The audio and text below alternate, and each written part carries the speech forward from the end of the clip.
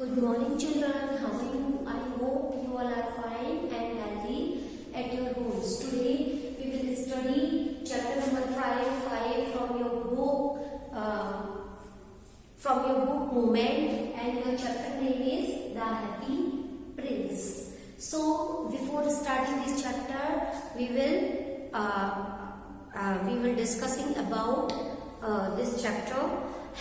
Tell me, have you ever helped any person? Have you ever helped any person? Okay, how do you feel when you helped someone? कैसा feel करते हो जब आप किसी की help करते हो? We think we feel very satisfaction, we feel very satisfied, no? We feel very contentment in our heart. Have you ever sacrificed something for others? आपने कोई ऐसी चीज का सेक्रीफाइस किया है किसी दूसरे के लिए, अदर पर्सन के लिए? Have you ever sacrificed in your life, but your parents sacrifice so more things in your life. They sacrifice so many things with make your life, build up your life. They build up your life to sacrifices so many things. So how do you feel when you saw someone in trouble? कैसा feel करते हो यदि आप किसी को trouble में देखते हो, कोई बहुत ज्यादा नीडी पर्सन है उसको देखते हो? कैसा feel? We feel a very pitiable and very sickness in our heart when we saw a troubling person or a needy person. So this is a story about a happy prince who sacrificed so many things, our peel of golden pearls and diamonds and sapphires, so many things the prince sacrificed for the needy person, and a little fellow helped in this situation the prince. So to more understand, let's read this chapter. So this is the theme and summary of the chapter, The Happy Prince, chapter number 5 from your book, Moment. The theme of this chapter is, The Happy Prince is a wonderful allegory, a story, poem or picture that can be interpreted to reveal a hidden meaning, typically a moral or political one, that is packed with valuable themes such as social injustice, the disparity between the poor and the wealthy, loss of innocence, sacrifice, love, empathy, and compassion. And this is the summary of the chapter. The story is an allegory. It brings out the importance of charity. We learn that love and sacrifice can endear us to God. The prince in the story is no living prince. He is the statue of a dead prince decorated with gold leaves and precious stones. He is known as the Happy Prince because there is a smile on his lips. But the smile gradually gives way to tears. The happy prince cannot help crying over the scenes of misery in the houses of a poor. He decides to help them with his gold leaves and costly stones. A little fellow who had flown in from Egypt breaks his flight and takes rest at the feet of the prince. This little bird acts as his messenger, and he gives away all his wealth. The fellow was on his way back to his homeland when the prince had detained him to help the poor. He still wills to go back, but now it was too late. The intense cold killed him. Thus, the little fellow lost his life while helping the poor. His death broke the prince's heart. So the Swallow and the prince perished for a noble cause. But their death was not the end. It made them immortal. That is why the angel selected the dead swallow and the lifeless heart of the prince as the noblest things on earth. The story teaches us a very useful and true lesson. We learn that God loves those who love their fellow human beings. So, have you understood this story? In this story, happy Prince क्या करता है? Happy Prince एक statue of dad है, मतलब dad उसकी statue बनी हुई है with gold leaves and precious stones.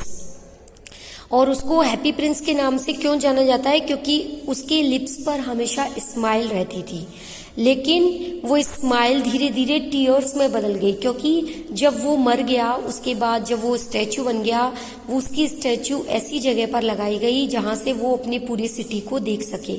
वहाँ से वो लोगों के सोरोज, लोगों के टीयर्स, उनके सैडनेस को देखता रहता था, बहुत दुखी होता था कि वो उनकी कैसे हेल्प करे। फिर अचानक से वहाँ पर एक लिटिल सैलो आता है और वो इजिप्ट से वहाँ से जाने वाला होता है, क्योंकि ठंड होती है, वो वहाँ पर जाने वाला होता है इजिप्ट, जिससे कि वहाँ पर ठंड उसे कम लगे और उसके फेदर्स बच सके। लेकिन जब वो उस लिटिल प्रिंस के नीचे जाकर बैठता है तो वहाँ से उसके ऊपर एक टीयर्स पड़ता है, तो वो देखता है बाहर तो बारिश कहीं नहीं हो रही, फिर मेरे ऊपर ये पानी कहाँ से आ रहा। तो फिर वो ऊपर देखता है तो प्रिंस क्राई कर रहा होता है, वीप कर रहा होता है। तो वो प्रिंस से बोलता है व्हाट हैपेंड? तो प्रिंस कहता है मैं लोगों के सॉरोज और उनकी सैडनेस को देखकर बहुत दुखी हूँ, मैं उनकी कोई हेल्प नहीं कर सकता because I am a statue. So little swallow उसको प्रॉमिस करता है कि वो उसकी हेल्प करेगा। सबसे पहले वो एक सिमेट्रेस की हेल्प करता है।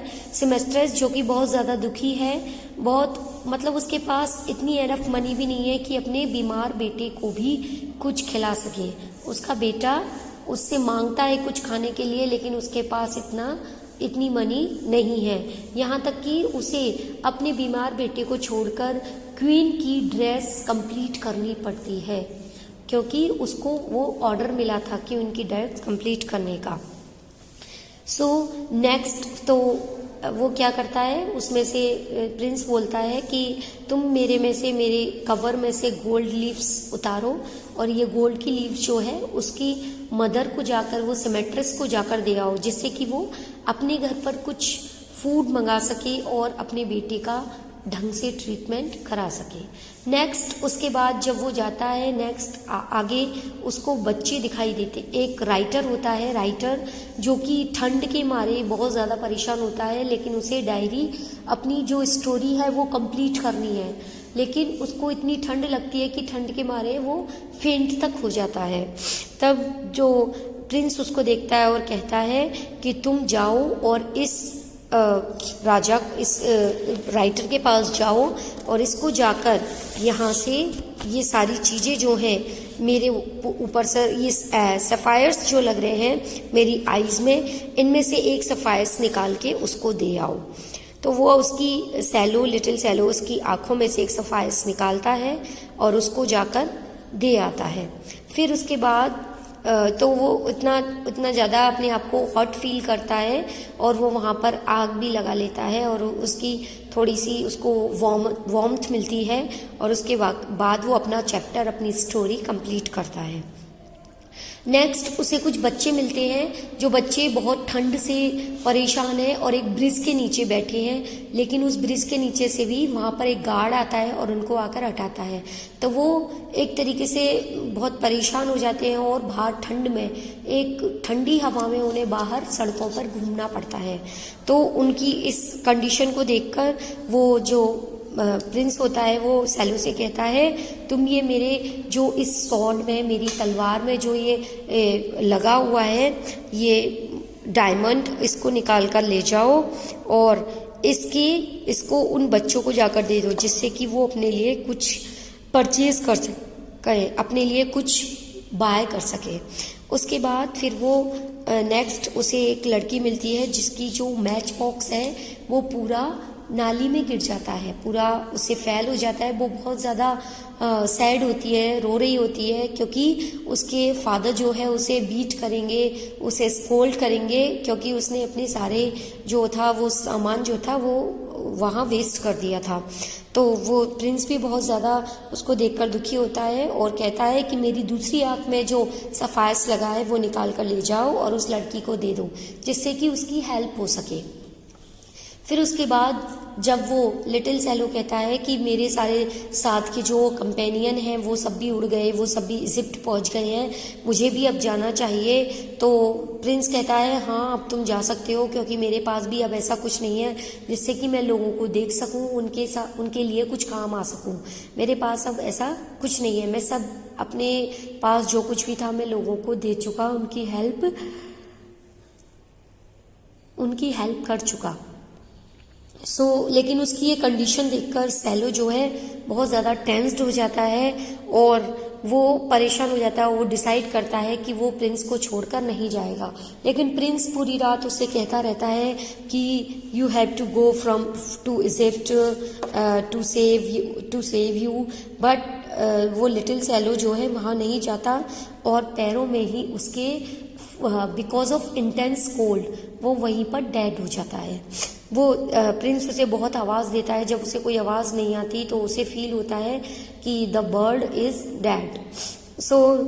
प्रिंस का भी हार्ट उसकी डेथ को देखकर बहुत ज़्यादा टेंस हो जाता है, उसका हार्ट भी ब्रेक हो जाता है और वो भी एक तरीके से उसकी स्टैच्यू भी पूरी ब्रेक होकर नीचे गिर जाती है।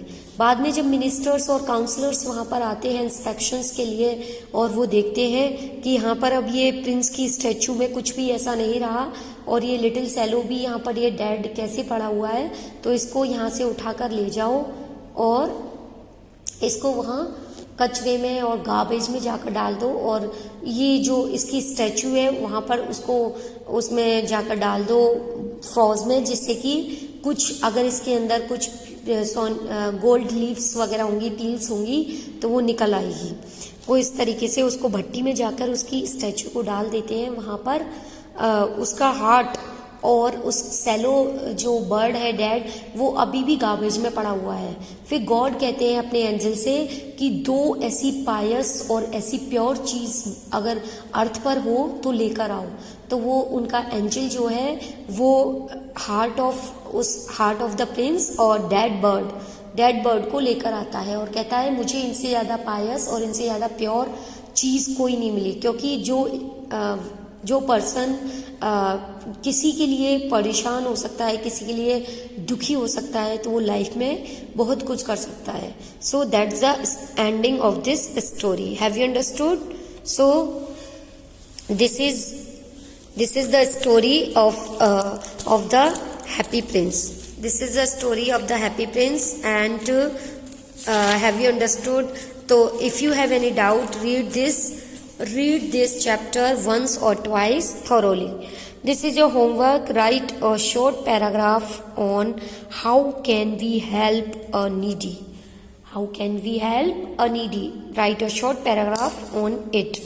So have a nice day. Thank you very much.